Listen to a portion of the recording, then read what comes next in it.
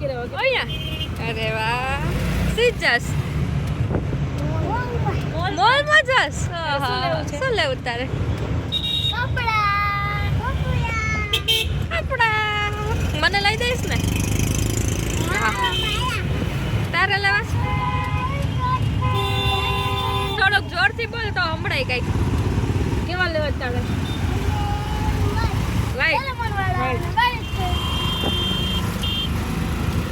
તારે શું લેવું છે તારે લેવા તને કોઈ નહીં લઈ દે તો પછી આટલા ટી શર્ટ લીધા હવે કોણ લઈ દે તને કઈ ન લઈ દે પૂછ્યું મમ્મી પપ્પા ના પાડે કઈ નથી લઈ દેવાના તને ન લઈ દે ને શિવ આને ન લઈ દે ને તારે એકને જ ને હા અને આ લે તો ના પાડજે હો એને નહીં હો ને હા એને નહીં લેવાનું શિવને એકને જ લેવાનું શિવે કેવા કલર ટી શર્ટ પહેર્યું ગ્રીન એ ગ્રીન નથી હવે એમ નહીં તે કપડા કેમ બદલાવ્યા હે તે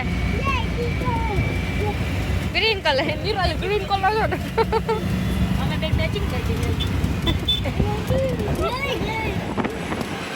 અમે લોકો પણ મોલમાંથી શોપિંગ કરી અને આવી ગયા હતા મસ્ત પાણીપુરી ખાવા માટે તો સાંજનો સમય હોય અને પાણીપુરી ખાવાની તો હા શું મજા જ આવે તો જો કેવા મસ્ત બધાએ મજા લઈને ખાતા હતા પાણીપુરી એકદમ મસ્ત ટેસ્ટી હતી અને જો અહીંયા એની પણ મસ્ત મજા આવતી હતી અને પણ પહેલાં કે તીખું આપો પછી કે મીઠું આપો તો તીખું મીઠું પાણીની મસ્ત મજા લેતી હતી અને અહીંયા જુઓ શિવાંગ પણ મસ્ત પાણીપુરી ખાતો હતો જો અને મસ્ત વાતો કરે છે રમસ તું એ ગયો ડાગલો એ ગયો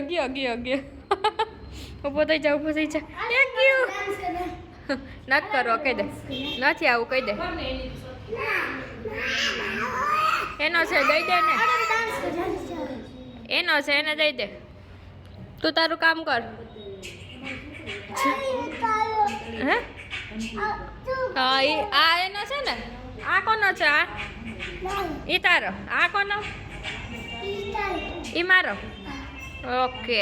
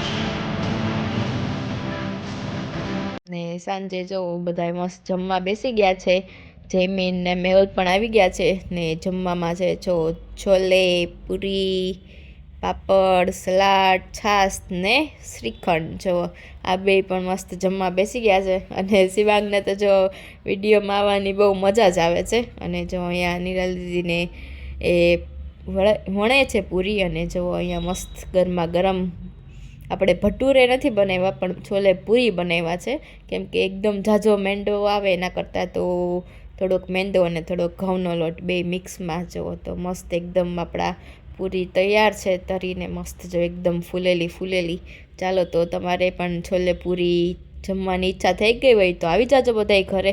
અને જો અહીંયા બધાય મસ્ત જમવા બેસી ગયા છે. તો હવે ચાલો હવે અમે પણ જમવા બેસી જઈએ અને જમીને તમને એક મસ્ત એવી રેસીપી આપી દઉં. ચાલો તો જો સૌથી પહેલાં આવી ગયો છે આ ગુંદ. સ્પેશિયલ ગુંદ છે એ રાજકોટમાં એક જગ્યાએ મળે છે. તમને જો જોતું હોય એનું એડ્રેસ તો કહેજો. પછી અહીંયા આવી ગયું છે ડ્રાયફ્રૂટ, કાજુ, બદામ, એના પીસ કરીને લઈ લીધા છે. અને જે ગુંદ હોય ને એને એકદમ ઝીણું આપણે ક્રશ કરી લીધું છે. અને આ જો પછી આવી ગયું છે ખમણ, એકદમ જાડું ખમણ જે આવે ને એ લેવાનું છે. તો આ રેસીપીનું નામ તમે લોકો મને કહેજો. એકદમ મસ્ત રેસીપી છે અને સ્પેશિયલી શિયાળામાં તો ખાવાની જોઈએ. આવી ગઈ કિસમિસ. જો કિસમિસ પણ એની સ્પેશિયલ આવે છે. આ સ્પેશિયલી ગર્લ્સ માટે હોય છે, લેડીઝ માટે જ હોય છે. જો અને ગોળ આવી ગયો છે. એકદમ હેલ્ધી અને ટેસ્ટી એવું મસ્ત ફૂડ બને છે. જો મસ્ત એવો થોડોક ઝાઝો એવો ગોળ નાખી દીધો છે એટલે આપણને ગોળથી હેલ્ધી પણ રહે અને સુગર ના આવે એટલે એકદમ મસ્ત રહે. અને જો પછી આપણે ગરમ ઘી કરી અને એડ કરી દેવાનું છે આમાં. જુઓ બસ, બહુ ઇઝી અને સિમ્પલ રેસીપી છે પણ એકદમ ગુણકારક રેસીપી છે. જો હવે આપણે બધું એડ કરી દીધું છે અને હવે આને આપણે એકદમ મસ્ત રીતે હલાવી લેવાનું છે. ઘી જેટલું નાખશો ને એટલું જ મજા આવશે તમને લોકોને. અને જો મેં તો પહેલાં ખમણ આટલું જ નાખ્યું હતું અને પછી મેં કીધું ખમણ ઝાઝું નાખો ને તો મસ્ત એકદમ જો ઝાઝું બધું એવું ખમણ નાખી દીધું હતું લાસ્ટમાં તો.